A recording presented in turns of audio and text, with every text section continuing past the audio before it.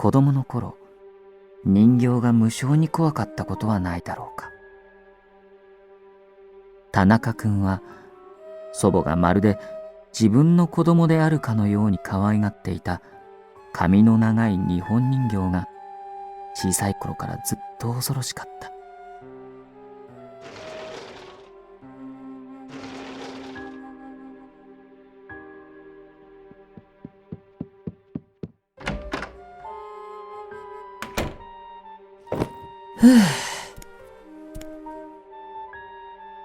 自分の部屋が2階にあった田中君は、祖母が亡くなった後、生前祖母が使っていた1階の部屋に移動することにした。その部屋は渡り廊下で母屋とつながっていて、ドアの鍵もかけられる離れのような作りになっている。今年大学受験を控えた田中君にとっては、一人で集中するには最適な部屋だった。田中君は自分の部屋から持ち込んだ参考書や服などを時間も忘れ黙々と片付けていた。ふと見ると部屋に西日が差している。片付けに夢中になっているうちに、いつの間にか日が傾いていたことに気づいた田中君は、元の部屋に置いてある最後の荷物を取りに行こうと立ち上がった。その時、棚の上に大事に飾られた日本人形が目に留まった。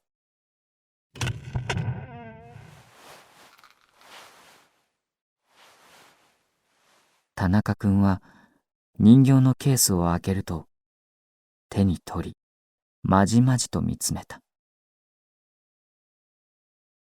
長く伸びた黒い髪の毛。無表情でどこを見ているかわからないうつろな黒い目。これは生前祖母が大切にしていた人形だ。祖母に遊んでもらった記憶はない。遊んでもらうどころか面倒を見てもらった記憶すらない。祖母は一日中延々とこの人形の髪を溶かし、着物を着せ替え、愛しそうに抱きしめていた。この人形の何がそんなに良かったのか、自分には未だにわからない。わからないが、確かなことが一つ。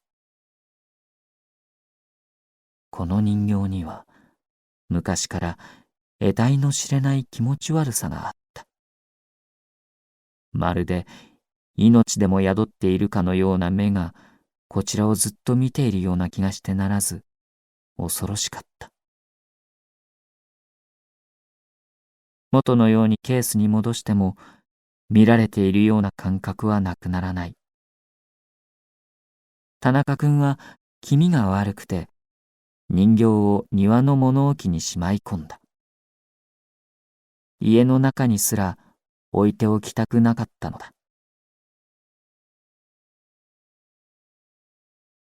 次の日、田中君が学校から帰ってみると、物置の中にあるはずの人形は田中君の部屋の中にあった。元の通りに棚の上に置かれて。家族に確かめてみても誰も戻していないという。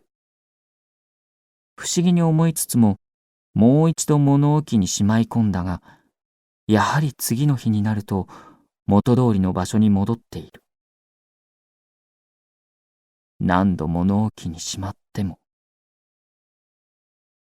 恐ろしかった。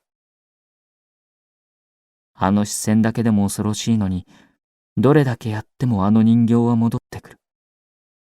しまってもしまっても戻ってくる。だったら、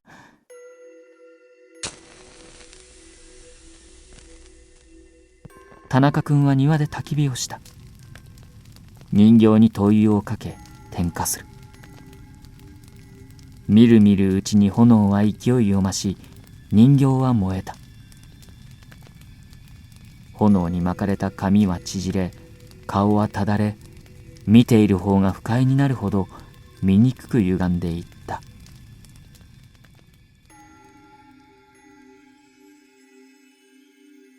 これで明日からは何も起きないだろう。やっとあの得体の知れない人形から解放されるのだと思ったら、ほっとした。夜になるとよほど安心したのか、田中君はすぐに眠ってしまった。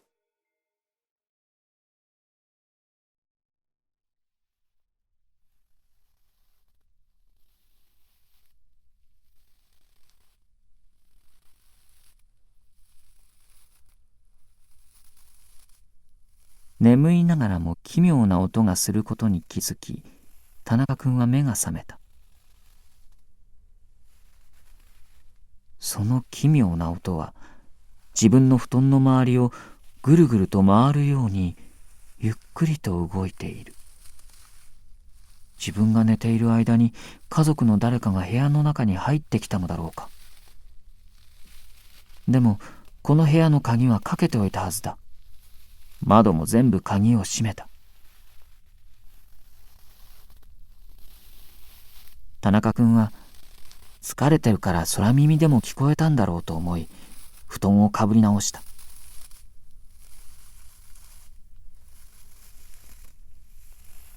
しかし一向に音が止む気配はない。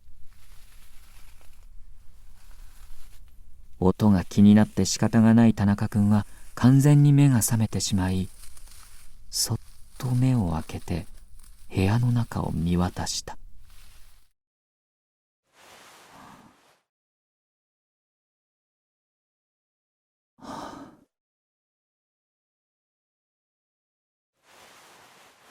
誰もいない。その時、苦しい。寝ている田中君の上に何かが乗った。田中君は自分の上に乗っかったものをどかそうと必死にもがいた。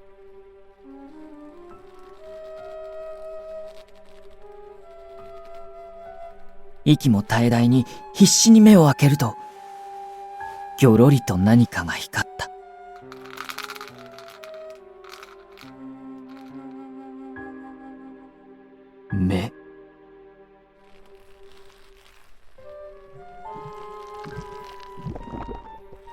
目が見えた。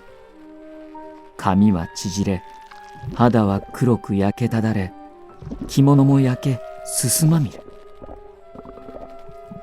耳元で声が聞こえた。